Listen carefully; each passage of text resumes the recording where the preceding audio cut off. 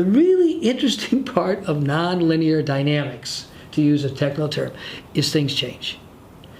The system can be operating in this way for a certain period of time, and then it can flip and operate in a very different way. Now that could be catastrophic, so we could have a highly stable overall environment for life like ours on the planet for a couple million years, but then it could flip and become very adverse, but it can flip other ways too. So that's what I think really intrigued me, was nonlinear systems are not predictive.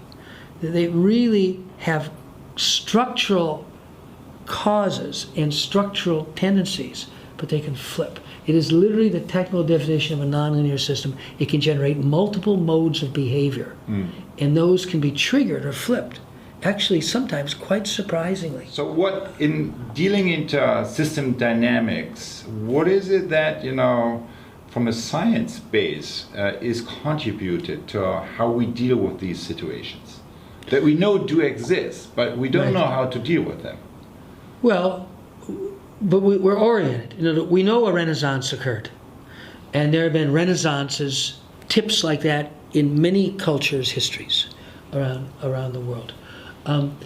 So we're kind of naturally interested in that. And I think that if we look at even a superficial understanding of what happens in those time periods, again, there's a phenomenal part and there's a consciousness part.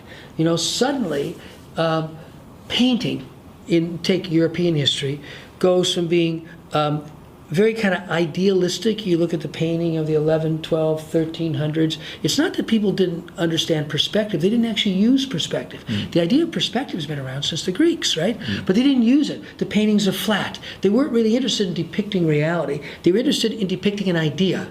So there's kind of an idealism in that painting, and maybe often religious, right? So you had a person and you saw an aura around them. All of a sudden, realism becomes important, because in the Renaissance there's a mindset shift that the human being is part of the phenomenal world, and if we orient our consciousness in that way, it'll have profound aesthetic effects. So then we have a Leonardo and a Michelangelo right there, and there, Michelangelo literally is spending much of his life studying cadavers so that he can really understand the musculature, not so he get it technically correct, but so that he can evoke something that pulls people into their reality, not away from their reality. Obviously, the sensibility in Europe, in the quote what we call the Middle Ages or even Dark Ages, is to kind of step out of reality, right? Because your whole life is just a preparation for the afterlife. So there's nothing that an aesthetic world is doing except helping you step out of that reality, because that was the orientation, that was the consciousness. All of a sudden in the Renaissance, you're stepping into this reality,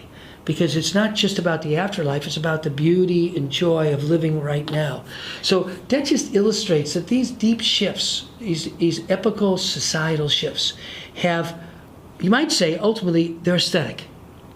Because I think aesthetics is what integrates our inner world and our outer world. That's why art, ironically today, art has always had it over science in a particular way. Yes, science is important, that understanding of the external phenomenal world. But at some level, only when it becomes aesthetic does it cross the boundary of the internal and the external. I think great scientists do that. I think that's what an Einstein, that's what Umberto Maturana do. These extraordinary scientists who are deeply into understanding the phenomenal world in a way that they're never forgetting, what does it mean for me?